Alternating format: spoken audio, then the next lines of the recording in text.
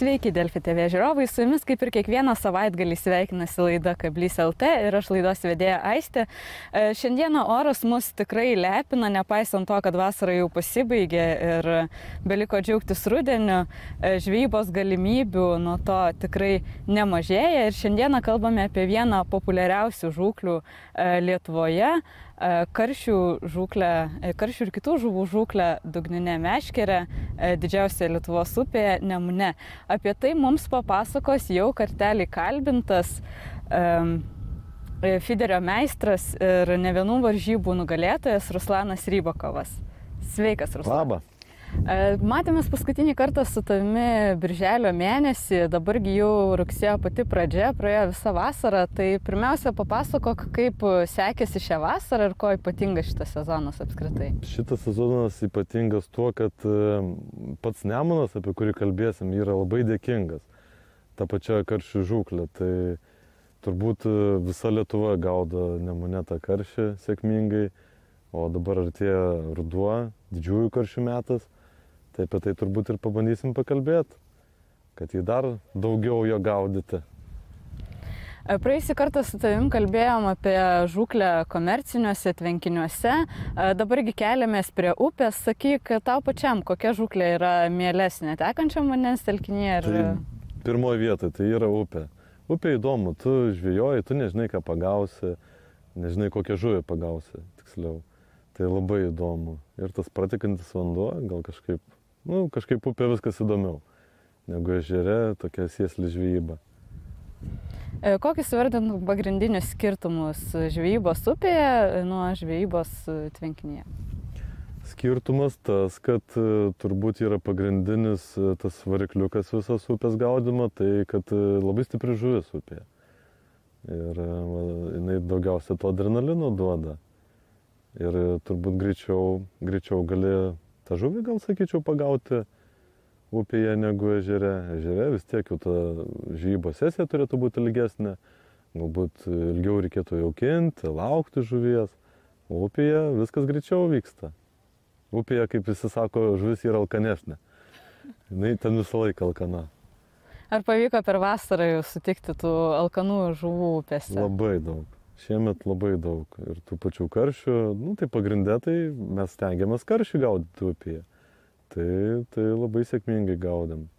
Ir jau pasirodė pirmieji didieji karšiai iš 3 kg pagauti. O rugsėjais bus, manau, jau daugiau jų bus rekordinių karšių. Vadinasi, visas rugsėjo mėnuo jau suplanuotas, sudėliotas į kalendorių, ar ne? Ir rugsėjais, ir spalis bus paskirtas didžiųjų karšių medžioklė, trofėjinių karšių. Vis dėlto norisi pateikti mūsų žiūrovams daugiau tokios praktinės informacijos, kurie patys galėtų susikauti su savo gyvenimo laimikiu. Tai sakyk, kokiuose ruožuose upėje reikėtų šiuo metu būtent rugsėjo pradžioje ieškoti karšių? Tai turbūt populiariausias išlieka Jurbarkas, aplink Jurbarką tose vietose. Nemunas labai žuvingas. O kaip minėjau, tai šiemet labai dosnus metai, visam Nemune gaudo, ir prie Alytaus gaudo, ir turbūt visas Nemuno ruožas, bet vis tiek populiariausiai išlieka Jurbarkas, tai tenais. Ir jau plius jau žemupys, kur Nemunas, ten jau pati jo pabaiga, tai jau kur perina Skirvytė atmata, tai ten ypatingai labai šiemet daug žuvų. Vyko varžybos beje, tai svoriai ten buvo įspūdingi. Vienos dienos būdavo ir 50 kg, ir 60, ir 40 kg karšių pagauta per 5 valandas. Ar šie metai kažkuo ypatingi, ar vis dėlto panašių metų? Ne, šiemet ypatingai daugiau žuvies yra. Ta prasme, jinai daugiau kimba negu praeitais ar užpraeitais metais. Kaip manai, dėl ko? Net neįsivaizduoju. Klimato kaita gal keičias,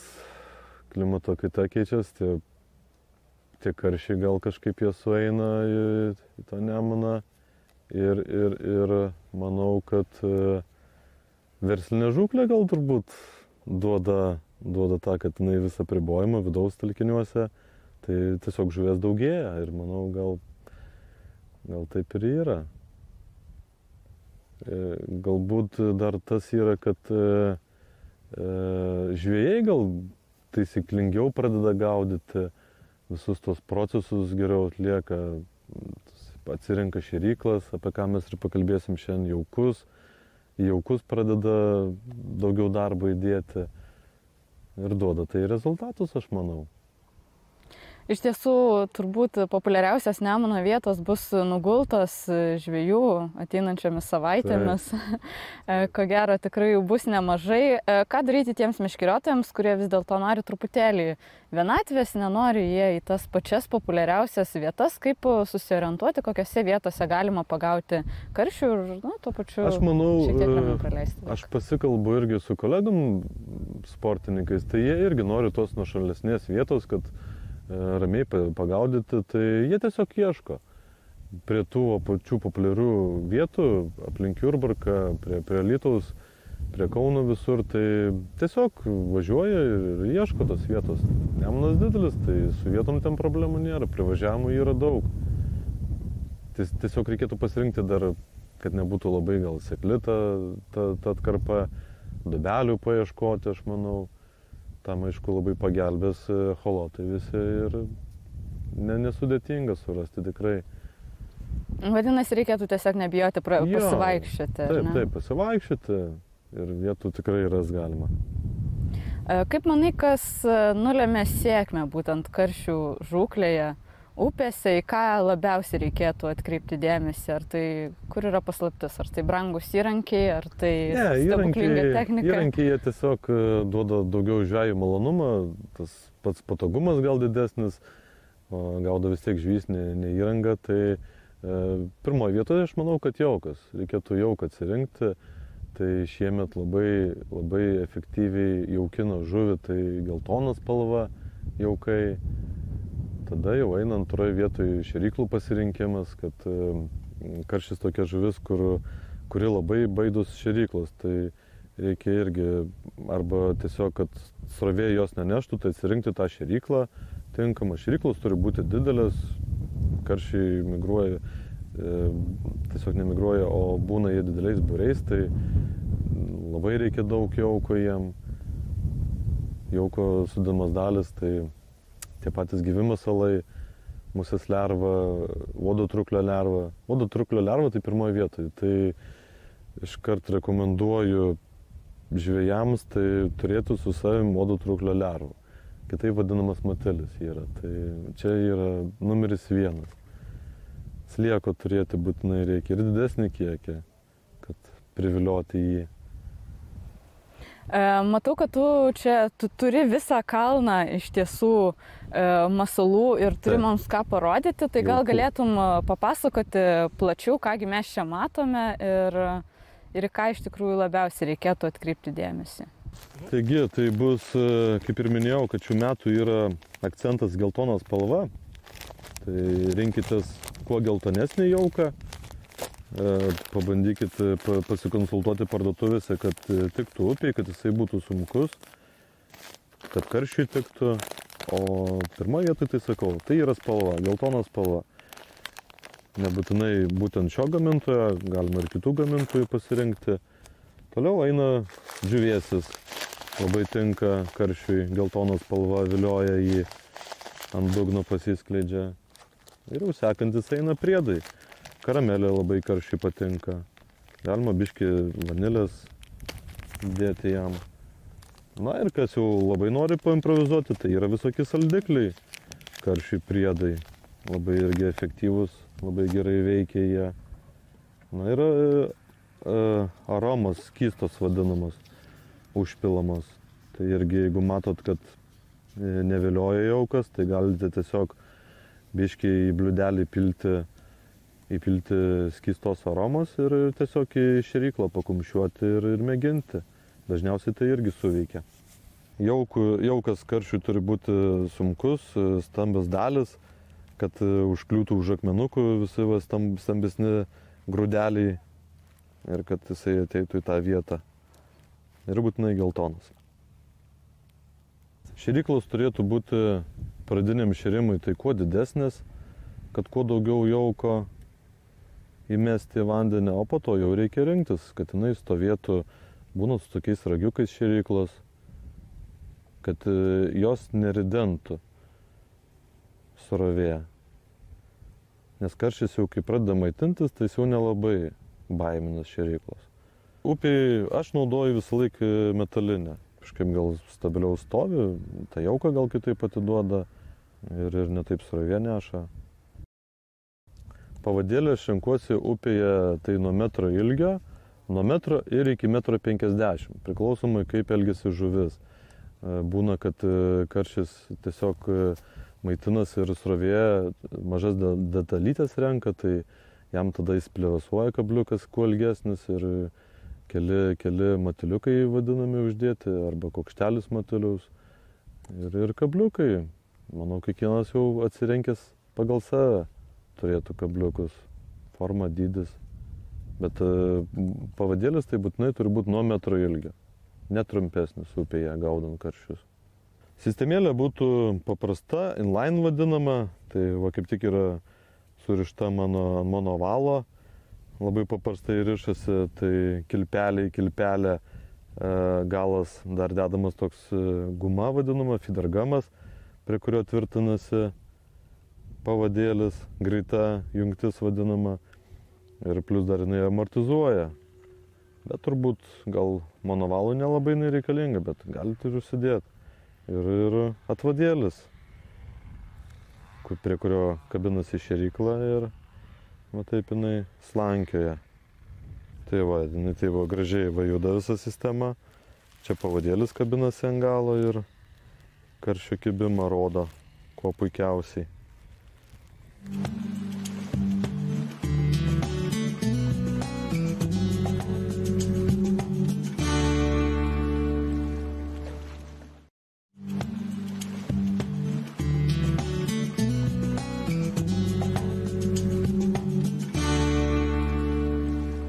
Apie jaukus jau pakalbėjome ir vis dėlto man labai įdomu, kokią reikėtų meškerę pasirinkti tokiai žūkliai.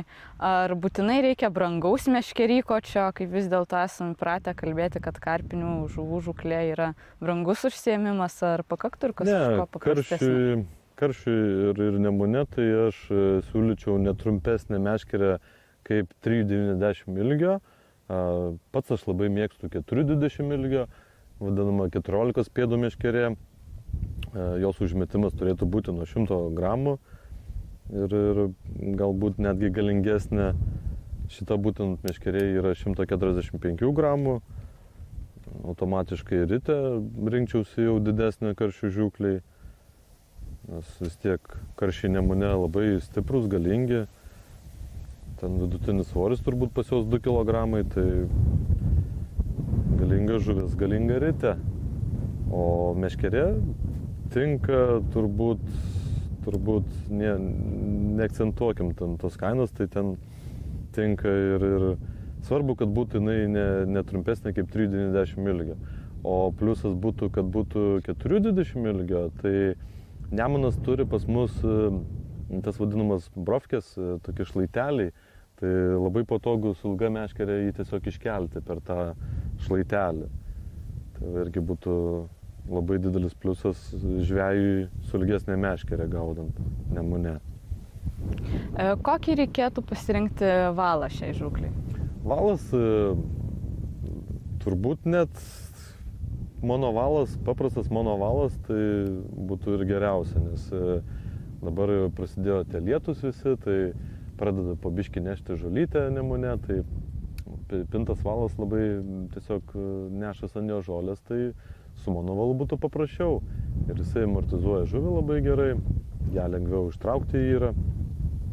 Tada ir pavadėlį gali plonesnį dėti, diametro plonesnio, tada kad jisai nenutruks. Kokius dar dalykus akcentuotum, galbūt kažką dar pamiršome aptarti iš būtiniausių įrangos pasirinkimų?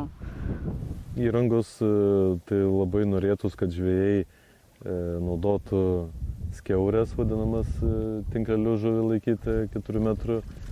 kad žuvis komfortiškiau jaustus, nes dabar vis tiek jau nebe visi ima tą žuvį, tai būtinas dalykas žvejui, manau, turėti.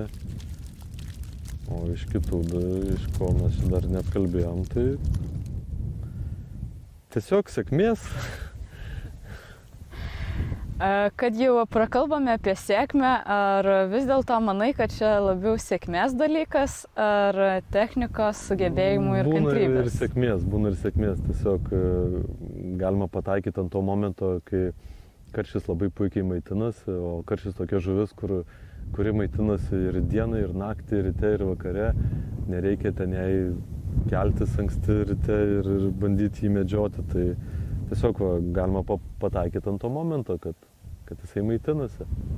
Ar turi kokių patarimų, galbūt paslapčių, kokią pats techniką naudoji, ar išbandai kažką naujo, randi pats galbūt iš kažkokių šaltinių naujų būdų, kaip žvejoti, kaip pagauti ir kaipgi pakutenti tą sėkmę?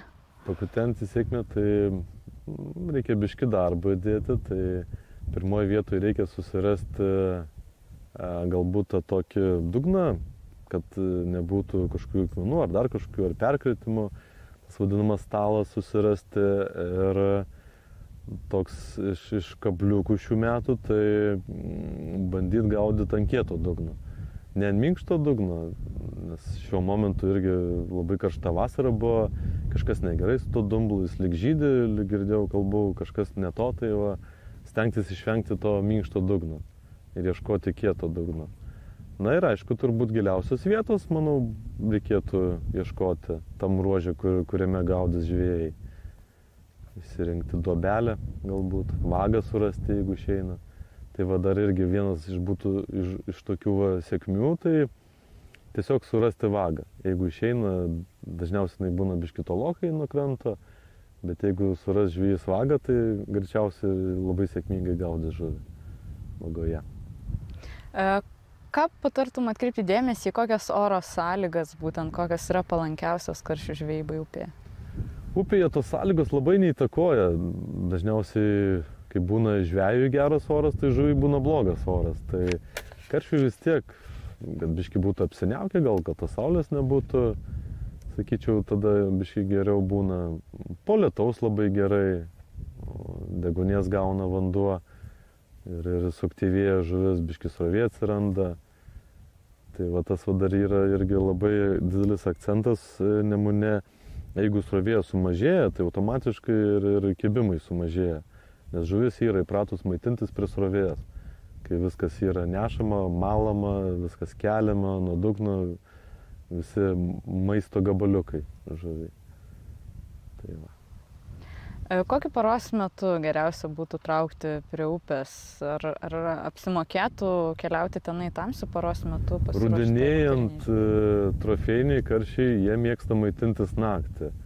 Bet kuo puikiausiai kimba ir dienos metu. Aišku, didžiausi pagavimai turbūt bus ryte ir vakare prieš sutemas. O po to jau turbūt nuo daug sąlygų priklauso, kokie orai tomis dienomis būna ir ar lietus, ar saulė, tie dar įtakoja dalykai. Slėgis turbūt nemanau upėj, kad įtakoja daug. Ar pats išsiruoši į naktinę žūklę? Šiemet buvo varžybų labai daug, tokių naktinių, tai teko biški ir treniruočių darytis naktį, ir tam pačiam Birštone karšius gaudyti naktį. Labai buvo įdomios varžybos, smagios, tai labai gerai pasigaudėm naktimis. O šiaip planuojame spalio pradžia kažkur, tai jau trofėjinius karšius gaudyti ne tik upėje, o tas pats jau Vištytės ežeras, kur karšiai nieko nebestebina 3 kg svorių, o trofėjiniai ten po 5 kg tokie ir didesni karšiai. O ten reikės ir naktim pagaudyti karšius. Ar lauki to patyrimo? Jo, laukiu labai. Kauno marios beje bus irgi toks jau sekantis stotelė po Nemuno. Irgi sugrįš visa žuvis į Kauno marias. Ten turėtų būti daug karšių kibimų. Dalis mūsų žiūrovų turbūt yra įpratę karšius gaudyti ežeruose, štai uždarose vandens telkiniuose. Sakyk, ar pačios žuvies elgesys skiriasi štai karšio pagauto upėje, nuo karšio sugauto ežere? Elgesys tai kaip užkimba jo elgsena? Na, tiesiog kaip kimba, kaip vyksta tas procesas. Upėje agresyviau, įdomiau viskas, nes ežerėje tokie lėti, neskubėdami, praryja jaukutį ir lėtai plaukia. O upėje, kaip sakau, vis tiek žuvies upėje yra daug, tai jie turbūt skuba, ten, kad tas kasnelis jam atitektų, tai visas tas kibimas labai, labai smagus upėje. Manau, kas pabandė upėje, tai ežerus jau po to pradeda aplenkinėti. Šiek tiek jau aptarėme tavo ateinančius planus, kokiose varžybose dalyvausi ir vis dėlto kokia žūklė tave labiausiai jaudina, ar tai būtent tokia žūklė, apie kurią šnekame dabar, ar vis dėlto pirmenybė? Karšių, būtent karšių. Ir būtent upėje. Taip. Na, yra ir be upė, yra tokie, kaip aš sakau, kaip kanalai, pas mus, aišku, tų kanalų nedaug yra, bet dabar bus rugsėjo vidury, tai Lietuvos čempionatas Smiltynėje ir šiuo metu labai irgi daug karšių, labai daug juos ten gaudo ir kiekiai irgi yra įspūdingi. Tai tikiuosi irgi bus labai smagus etapas paskutinio čempionato, tai pasigaudysim, manau, karšių labai daug ir sėkmingai. Iš ties nežinau, ar dažnai atkreipi dėmesį į savo laimikių svorį, dydį. Paprastai žvejai galbūt dėl dydžio nebūtinai gaudo tiesiog dėl patyrimo, bet vis dėlto paklausiu pastaruoju metu, koks buvo didžiausias tavo sugautas karšis. Tai buvo prieš savaitę pagautas, bejojo ir nuotraukai yra video, tai 3 kg 300 karšis buvo pagautas. Jau toks jisai jau galima sakyti trofėjinis. O šiaip pradėjome pratintis į skiaurę žuvį nedėti, o tiesiog skaičiuoti žuvis ir labai smagu. Skaičiuoji su kolegom, jeigu atvažiuoji 2-3, tai pasivaržai tarpusavį, tiesiog skaičiuoji karšius ir tiesiog būna taip gera ant širdies, kai tą karšį paleidi, o jį paskaičiuoji. Tai rekomenduočiau irgi žvejam, kurie žuvies neima, tiesiog skaičiuoti ją žuvį ir paleisdėti. Ar būna taip, kad kiptų taip, kad štai nebūtų nei minutės atsikvėpti? Būna, bet tas metas būna labai trumpas. Būna, kaip jie pradeda maitintis, tai kokią valandą labai aktyviai. Būrys karšių jaukinimo vietoj pradeda maitintis ir vos nemeti ir traukia, taip iš vieno. Bet tai būna kokia valanda, neilgiau. Kartais 2 valandas. Vadinasi, vis dėlto reikėtų nusiteikti tokiai agresyvesniai, dinamiškesniai žūklei, ar ne? Taip. Prie upės nepasėdėsi taip ramiai ir nepasėdėsi. Prie upės reikia vis tiek dažnai permesti, nes tai žolės užneša, tai ta šėrykla nuplaukia, kažkur ją nuneša į šoną. Tai dar būtų toks akcentas upėje, kad nereikėtų ten sėdėti valandą laiko užmetus. Reikėtų dažniau permesdinėti. Bent jau kas 10 minučių permesdinėti, tai aš manau labai įtakos tai žvejybai ir pagavimam įtakos tas dalykas. O ar verta keisti pačias žūklės vietas, jeigu štai... Ne, tai tas dalykas yra, jeigu kas liečia varžybas, jeigu mes pasirinkam vieną tašką gaudyti ir iš jo, kai mes vadinam pabėgam, tai dažniausiai ir būna viskas blogai, jau nebebūna geriau. Būna tik blogiau. Reikėtų tiesiog išlaukti, nes ta žuvis, jeigu mes panardintume kamerą po vandeniu, mes matytume, kad jinai plaukia, jinai maitinas. Tai tiesiog jei kažkas dar negerai ir neužsiveda, kaip aš sakau. Tai va. Vadinasi, reikėtų kantrybės, ar ne? Tai žvejai visi turi būti su kantrybė. Aš manau, kad turbūt nerasta dar tokio žvejo, kuris kantrybės neturėtų. Ir tradicinis mūsų klausimas, mūsų laida jau eina į pabaigą, vis dėlto dalis žiūrovų turbūt yra pradedantys meškeriotojai, kurie galbūt šį sezoną pirmą kartą patrauks žvejoti karšių prie upių. Gal galėtum viską susumuoti, ką mes čia apšnekėjome, kokie būtų pagrindiniai akcentai, pagrindiniai patarimai, ką jums reikėtų nuveikti, ką pasimti į žvejybą ir kaip žvejoti. Tai visų pirma, nenusiminkit pirmomis žūklėmis, nes būna tie pirmi kartai nepasigauna, rankas nuleidė, tai va tas, kad nenuleiskit rankų ir pasirinkit tinkamas meškerės, kad nebūtų problemų su meškerėm. Tai va tas ilgis meškerės labai aktualu, kad būtų ilgesnė, nes gali būti užkiptas trofėjus ir neįsitrauks jisai. Tada valas, monovalas gal siūlyčiau Nemune gaudyti su monovalu, bus tikrai paprasčiau. Na, tos šėryklos, pradėti su didesnėmis, nusipirkti geltono jauko, kuris labai gerai dirba šiemet, ir turėti matilio. Šiuo metu irgi parduotuvės visos prekiauja matilium, tai galima sverimą pirkti, tai jau būtų pagrindinis akcentas, tai matilį turėti ir manau viskas bus gerai. Tai ačiū tau, Ruslanai, už patarimus, palinkėsim pakutenti tą sėkmę per varžybas, tikiu, kad tau tikrai pavyks. Nu, su jumis, mėly žiūrovai, šį kartą atsisveikiname ir iki kitų susitikimų kitose laidose.